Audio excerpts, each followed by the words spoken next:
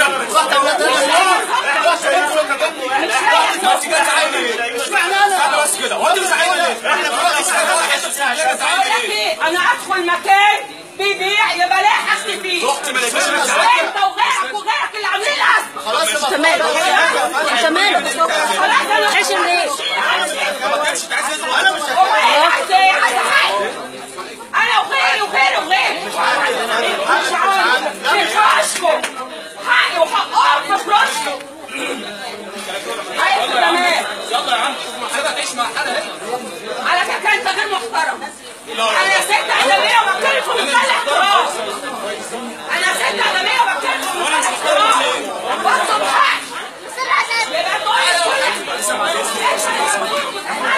ممنوع ايه؟ ممنوع الكلام ده. ده مش ممنوع. يعني ايه مش ممنوع؟ انت هتعملي ايه يعني؟ ممنوع الكلام ده. لا مش ممنوع.